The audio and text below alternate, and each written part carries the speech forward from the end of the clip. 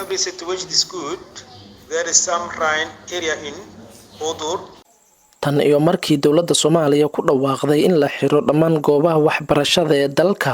waxaa la fasahay ardada wax ku barata jaamacadaha iskuulada iyo dugsiyada quraanka kariimka ee magaalada Xudur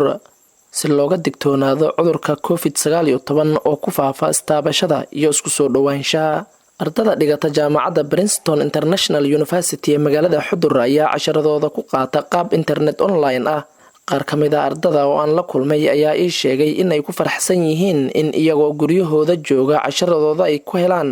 qaab dadban oo online WhatsApp ah taasina ay ugu mahadnaqayaan macalinkooda maalintan jaamacadda waddanka Princeton International University casharo waligaadane soo WhatsApp dadka online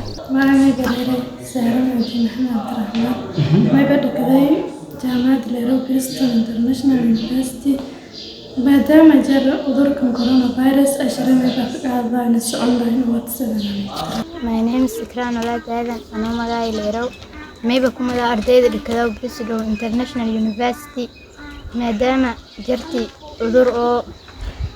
coronavirus oo saameyn ku yeelay iskuulaadka jaamacado oo la hiro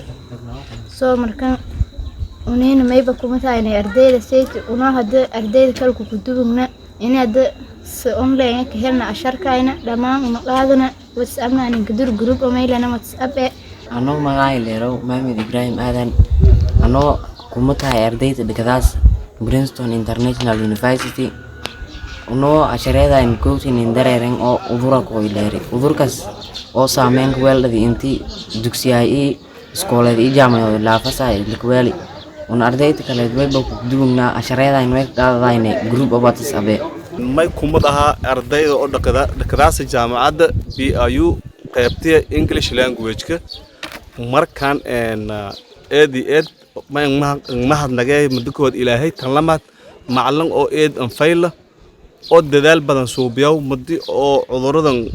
coronavirus la sheegay iskoolaadkii la hiri dawladda ka dhawaaqday in iskoolaad furan anjaro doogna macallinkii maynay suubiyay group oo WhatsApp casharadii sidii ونوال إسكول كروني عملين نسيو معي ملاري محمد عبد الله محمد ديوان ميكم بدها أرديد لكذاس جامعة بريستون انترناشونال يونيفرسيتي جبتي أو لغة إنجليش كم بدها كنتي ما يبغى حتى سيسين لصوت تام ما يبغى جامعة إنه هيرتن صوبتن هيرتن ما يبغى أدور كان لشيء كنتي إذا نسامي إيدي إذا كهونا بقول كيف بقول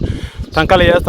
أساس نسامي ما شاء الله معلنك تدال بدان ينصوبي تدال كن ينصوبي ما يبغى بدها WhatsApp ما هني قدرة أشراني قدرة ما شاء الله مرول من اللي صاد ميل حالة أنا مرايت ميل كلا تيوس ما أنا كلمة نوايا ولا ما يبغى إنجليشو. أنا في ميل ريفدس عبد الله أحمد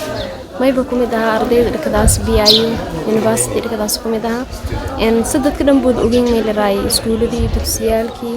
إن أدوية هي ردون كأنبا عذر كجرا أو شيء قدام أنا ضدك كلمة المدينة الحمد لله معلمين ده لسه قبنا تصدرات سنة هتنتفري رجعت 10 أو اللي هاي سدها لهني ندري جروب كلها كدري من يوم الراي باز جراي هاي عدد وانا معلن كان يشرح سدي تتفصل في إلي بينهم جريك أنا ما يديرو اسمي مهدي محمد ما يبقى كذا جامعة ديرو برينستون انترناشونال يونيفرسيتي ما يبقى مدى عديد سيد ما دام بريال كان اسكولات كيرناين دوكسيا ما يبقى قاعدين أونلاين أو تسألنا عن قدرة إنه حافظوا إن سكرون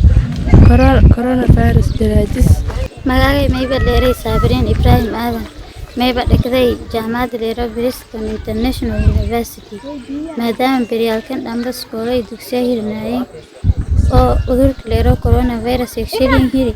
una nin soo ashareedayn WhatsApp online sabab ku dhakadaan ودكتاس جامعة بريستون انترناشونال يونيفرسيتي كل هانجايو BIU ميدراي مادام درادي عذرك كوفيد 19 درادي أنا نكويري ونوضع كلام دكتاني حد ميدراي ميبقى كهلايني أونلاين أو جروبك ونسمي سنة ما شاء الله تصدق كور عمل لينك صوت عشرة هاي ميدراي نسرع بيهمد ميبقى كمدا أرضي بريستون انترناشونال يونيفرسيتي maadaama beryaalkan dhan iskoolana hirnaayo iskool kastirnaayo una mayba iskool kala ku gudubna may ka qaadaanay qaab oo online ee WhatsApp daanay ka diray shirkad mayba kumada ardayda class Princeton International University maadaama maalmo iskoolada liiri maybas online ku dhigdaan ay sharay 700 maamulaha jaamacadda Princeton Abdiraxmaan ayaa sheegay in ardada maalin walba casharadooda ay ugu diraan WhatsApp group. I want to welcome you all at Somalia National TV, Huduru region. I teach our students through WhatsApp group. I send them lessons every day, and we make sure that they practice. We practice by speaking, reading, and also writing. Nimca Muxsiin waxay ka mid tahay ardada dhigata fasalka 3aad ee waxbarashada heerka sare. Waxay cabaraysaa sida ay waxbarashadooda u dhaawacay cudurka COVID-19. يعني iskuuladii noo hirinyin oo mayba sababtay cudurkan coronavirus oo caalamka dhan ku jara taas dartiya markan iskuuladii gaaba noo galeen mas wahiri يعني wali iskuuladin hiray mas'ameel oo bulshada iska kooyas dhan wali ba ku qaaday dheerayha cudurka oo sababaas bulsho badan maskal dad oo istaabaday maskal anis dawaasha xitaa way isku qaadeen cudurka mayba cudur oo meedaay caqabad biin dadan kanagadiyo bulshada magaalada Xudur intooda badan kama dhaadhacsana halista cudurka coronavirus. waxaana cadaan u ah ardadii laga soo fasaxay iskuulada iyo dugsiyada quraanka mar walba waxay ku kulmaan meelaha kubadaha ay ku ciyaaraan. inkastoo la waacigeliyo haddana ma ahan mid si dhab ah loo wada qaatay. waa kuwan qaar ka mid ah caruur aan kula kulmay goob ay kubad ku ciyaarayeen oo aan weydiiyey sababta goobaha waxbarashada looga soo fasaxay. Onaano fasay iskool iyo dugsiya iskoolka inashada primary school leeraw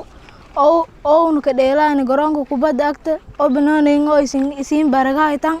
cudurka coronavirus dheero oo caalamka ka dareer dartiisana aan fasay iskoolkina umdila fasay may ba fursad helna in garoonka banaanka dheel may balaan fasay dadka bulshada inteen iska dhawaan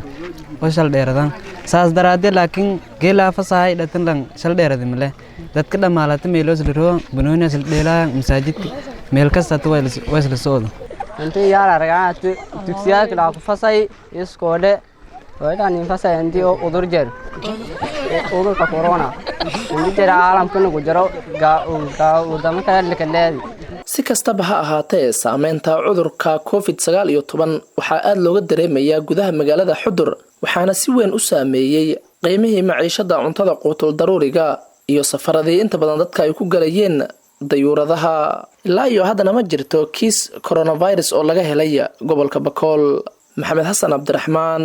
warbaahinta qaranka, magaalada Xudur.